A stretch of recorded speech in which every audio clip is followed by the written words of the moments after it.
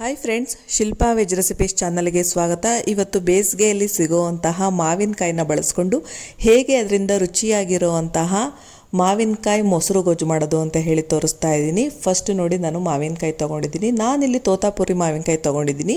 ಇಲ್ಲಿ ನಾವು ಹುಳಿ ಮಾವಿನಕಾಯಿ ತೊಗೊಂಡಷ್ಟು ಟೇಸ್ಟ್ ಚೆನ್ನಾಗಿರುತ್ತೆ. ಇದು ಮಾವಿನಕಾಯಿ ತುಂಬಾ ಹುಳಿಯಾಗಿದೆ, ಹಾಗಾಗಿ ನಾನು ಅರ್ಧದಷ್ಟು ಮಾವಿನಕಾಯಿ ಮಾತ್ರ ಬಳಸ್ತಾ ಇದ್ದೀನಿ. ನಾವಿಲ್ಲಿ ಸಿಪ್ಪೆ ತೆಗೆದು ಕೂಡ ಮಾವಿನಕಾಯಿನ ಬಳಸ್ಕೊಳ್ಬೋದು.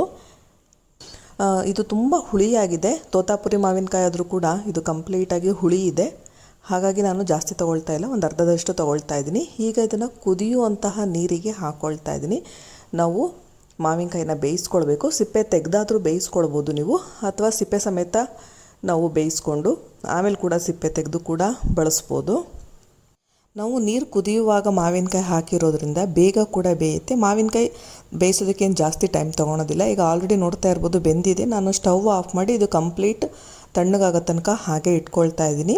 ಈಗ ಮೇನ್ ಇದಕ್ಕೆ ಇಂಪಾರ್ಟೆಂಟಾಗಿ ಬೇಕಾಗಿರೋವಂಥದ್ದು ಬೆಳ್ಳುಳ್ಳಿ. ನಾನು 2 ಗಡ್ಡೆ ಬೆಳ್ಳುಳ್ಳಿನ ಸಿಪ್ಪೆ ತೆಗೆದುಬಿಟ್ಟು ಇಟ್ಟಿದ್ದೀನಿ. ನೆಕ್ಸ್ಟ್ ಇದು ಮಲೆನಾಡು ಸೈಡಲ್ಲಿ ಸಿಗುವಂತಹ ಗಾಂಧಾರಿ ಮೆಣಸು, ಅದಿಲ್ಲ ಅಂದರೆ ಹಸಿಮೆಣಸಾದರೂ ಬಳಸ್ಬೋದು. ನೆಕ್ಸ್ಟು ಪ್ಯಾನ್ಗೆ ನಾನು ಸ್ವಲ್ಪ ಎಣ್ಣೆ ಹಾಕ್ಕೊಳ್ತಾ ಇದ್ದೀನಿ. ಈ ಎಣ್ಣೆ ಸ್ವಲ್ಪ ಕಾದ್ಮೇಲೆ ಬೆಳ್ಳುಳ್ಳಿನ ಹಾಕಿ ಸ್ವಲ್ಪ ಕೆಂಪಾಗಲ್ಲಿವರೆಗೆ ನಾವು ಇದನ್ನು ಫ್ರೈ ಮಾಡ್ಕೊಳ್ಬೇಕು.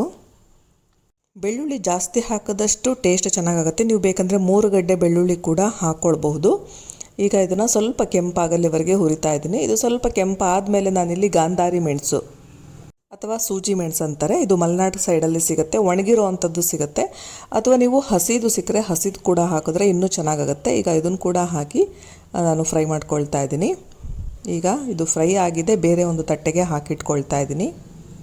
ನೆಕ್ಸ್ಟು ಗೊಜ್ಜಿಗೆ ನಾವು ಒಂದು ಒಗ್ಗರಣೆ ರೆಡಿ ಮಾಡ್ಕೊಳ್ಬೇಕು. ಅದನ್ನು ಕೂಡ ಅಷ್ಟೇ ಹೀಗೆ ರೆಡಿ ಮಾಡಿ ಇಟ್ಕೊಳ್ತಾ ಇದ್ದೀನಿ. ಯಾಕಂದರೆ ನಾವು ಒಗ್ಗರಣೆನ ಕಂಪ್ಲೀಟ್ ತಣ್ಣಗಾದ್ಮೇಲೆ ನಾವು ಹಾಕ್ಕೊಳ್ಬೇಕು. ಹಾಗಾಗಿ ಈಗ ಒಗ್ಗರಣೆಗೆ ಫಸ್ಟು ನಾನು ಸ್ವಲ್ಪ ಎಣ್ಣೆ ಹಾಕ್ಕೊಳ್ತಾ ಇದ್ದೀನಿ. ಆ ಎಣ್ಣೆ ಕಾದ್ಮೇಲೆ ನಾನು ಇದಕ್ಕೆ ಸಾಸಿವೆ ಬಳಸ್ತಾ ಇದ್ದೀನಿ. ನೆಕ್ಸ್ಟ್ ಇದಕ್ಕೆ ಉದ್ದಿನಬೇಳೆ ಹಾಕ್ಕೊಳ್ತಾ ಇದ್ದೀನಿ. ಉದ್ದಿನಬೇಳೆ ಮಿಸ್ ಮಾಡದೆ ಹಾಕಿ ಟೇಸ್ಟ್ ಚೆನ್ನಾಗಾಗುತ್ತೆ. ನೆಕ್ಸ್ಟ್ ಇಲ್ಲಿ ಒಣಮೆಣಸಿನ್ಕಾಯಿನ ಹಾಕಿದ್ದೀನಿ ಮತ್ತು ಕರಿಬೇವನ್ನ ಕೂಡ ಹಾಕಿ ಇದನ್ನು ಫ್ರೈ ಮಾಡ್ಕೊಳ್ತಾ ಇದ್ದೀನಿ. ಇದು ಕಂಪ್ಲೀಟ್ ತಣ್ಣಗಾಗಕ್ಕೆ ಬಿಡ್ತಾ ಇದ್ದೀನಿ.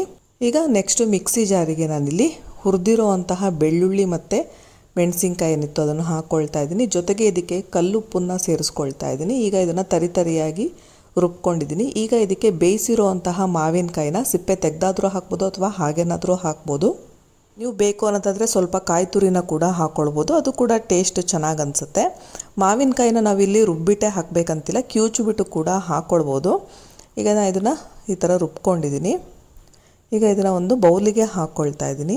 ಮಾವಿನಕಾಯಿಂದ ಏನು ಮಾಡಿದ್ರೂ ಕೂಡ ತುಂಬಾ ರುಚಿಯಾಗಿರುತ್ತೆ. ಮಾವಿನಕಾಯಿನ ಹಾಗೆ ಉಪ್ಪು ಖಾರದ ಪುಡಿ ಹಾಕ್ಕೊಂಡು ತಿನ್ನೋದಕ್ಕೂ ರುಚಿಯಾಗಿರುತ್ತೆ. ಜೊತೆಗೆ ಉಪ್ಪಿನಕಾಯಿ ಕೂಡ ಚೆನ್ನಾಗಿರುತ್ತೆ. ಮಾವಿನಕಾಯಿ ಚಿತ್ರಾನ್ನ ಆಗಿರ್ಬೋದು, ಚಟ್ನಿ ಆಗಿರ್ಬೋದು, ಆಮೇಲೆ ಅದರ ಪಾನಕ ಆಗಿರ್ಬೋದು, ಎಲ್ಲದೂ ಕೂಡ ಚೆನ್ನಾಗಿರುತ್ತೆ. ಈ ತಂಬುಳಿ ಅಂತೂ ಇನ್ನೂ ಅದ್ಭುತ ಅಂತಲೇ ಹೇಳ್ಬೋದು. ಈಗ ಇದಕ್ಕೆ ನಾನು ನೀರು ಹಾಕ್ಕೊಳ್ತಾ ಇದ್ದೀನಿ.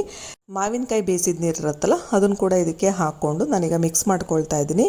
ನಾವಿಲ್ಲಿ ಮಿಕ್ಸ್ ಮಾಡುವಾಗ ಸಿಪ್ಪೆ ಏನಾದರೂ ನಿಮಗೆ ಸ್ವಲ್ಪ ದಪ್ಪವಾಗಿ ಸಿಕ್ತು ಅಂದರೆ ಅದನ್ನು ತೆಗೆದು ಹಾಕ್ಬೋದು. ಈಗ ನೋಡ್ತಾ ಇರ್ಬೋದು, ಸ್ವಲ್ಪ ಸಿಪ್ಪೆ ಸಿಕ್ಕಿದೆ ನನಗೆ, ಇದನ್ನು ತೆಗಿತಾ ಇದ್ದೀನಿ. ನಾವಿಲ್ಲಿ ಗಾಂಧಾರಿ ಮೆಣಸೇ ಹಾಕಿ ರುಬ್ಕೊಳ್ಬೇಕು ಅಂತಿಲ್ಲ ಖಾರಕ್ಕೆ. ನಾವಿಲ್ಲಿ ಹಸಿಮೆಣಸನ್ನು ಕೂಡ ಬೆಳ್ಳುಳ್ಳಿ ಜೊತೆ ಫ್ರೈ ಮಾಡಿ ಹಾಕ್ಕೊಳ್ಬೋದು. ಈಗ ಮಿಕ್ಸ್ ಮಾಡಿಕೊಂಡು ಈಗ ಇದಕ್ಕೆ ನಾನು ಮೊಸರನ್ನ ಹಾಕ್ಕೊಳ್ತಾ ಇದ್ದೀನಿ. ಮೊಸರು ನಾವು ಯಾವಾಗಲೂ ಅಷ್ಟೇ ಸ್ವೀಟ್ ಮೊಸರನ್ನೇ ಹಾಕ್ಕೊಳ್ಬೇಕಂದ್ರೆ ಇವತ್ತಿನ ಡೇಟ್ ಇರೋವಂತಹ ಮೊಸರು ಅಥವಾ ಮನೆಯಲ್ಲೇ ಹೆಪ್ಪಾಕಿರೋವಂತಹ ಮೊಸರನ್ನ ನಾವಿಲ್ಲಿ ಬಳಸಬೇಕು. ಹುಳಿ ಮೊಸರನ್ನ ಬಳಸಬಾರ್ದು, ಯಾಕಂದರೆ ಮಾವಿನಕಾಯಿ ಕೂಡ ಹುಳಿಯಾಗಿರುತ್ತೆ. ಮತ್ತು ನಾವು ಹುಳಿ ಮೊಸರನ್ನ ಹಾಕಿದ್ರೆ ತುಂಬ ಹುಳಿ ಆಗುತ್ತೆ, ಚೆನ್ನಾಗಿ ಅನಿಸೋದಿಲ್ಲ. ಹಾಗಾಗಿ ನಾವಿಲ್ಲಿ ಸಿಹಿ ಮೊಸರನ್ನ ಬಳಸಬೇಕು. ಈಗ ಇದಕ್ಕೆ ನಾವು ಒಗ್ಗರಣೆ ಮಾಡಿಟ್ಕೊಂಡಿದ್ವಲ್ಲ, ಅದು ತಣ್ಣಗಾಗಿದೆ, ಅದನ್ನು ಕೂಡ ಹಾಕ್ಕೊಳ್ತಾ ಇದ್ದೀನಿ. ನೀವು ಬೇಕು ಅನ್ನೋದಾದರೆ ಇದಕ್ಕೆ ಸ್ವಲ್ಪ ನೀರು ಅಥವಾ ಮಜ್ಜಿಗೆ ಅಥವಾ ಮೊಸರು ಇನ್ನೊಂದು ಸ್ವಲ್ಪ ನೋಡಿಕೊಂಡು ಟೇಸ್ಟ್ ನೋಡಿಕೊಂಡು ಮಿಕ್ಸ್ ಮಾಡ್ಕೊಳ್ಬೋದು. ಉಪ್ಪೇನಾದರೂ ಕಡಿಮೆ ಇದ್ದರೂ ಕೂಡ ಅಷ್ಟೇ ನಾವಿಲ್ಲಿ ಸೇರಿಸ್ಕೊಳ್ಬೋದು. ರುಚಿ ನೋಡ್ಕೊಬೇಕು ಫಸ್ಟು ಸರಿ ಇದೆಯೋ ಇಲ್ಲ ಅಂತ. ನಾನು ಮಾಡಿರೋ ಅಳತೆಗೆ ಉಪ್ಪು ಕರೆಕ್ಟಾಗಿದೆ. ಇದನ್ನು ಅನ್ನದ ಜೊತೆ ಅಥವಾ ಮುದ್ದೆ ಜೊತೆ ಸರ್ವ್ ಮಾಡ್ಬೋದು. ನೀವು ಕೂಡ ಈ ರೆಸಿಪಿನ ಮಿಸ್ ಮಾಡದೆ ಟ್ರೈ ಮಾಡಿ. ನಿಮಗೆಲ್ಲ ಈ ವಿಡಿಯೋ ಇಷ್ಟ ಆಯಿತು ಅನ್ನೋದಾದರೆ ಲೈಕ್ ಮಾಡಿ, ಶೇರ್ ಮಾಡಿ ಹಾಗೂ ಸಬ್ಸ್ಕ್ರೈಬ್ ಮಾಡಿ. Thank you friends.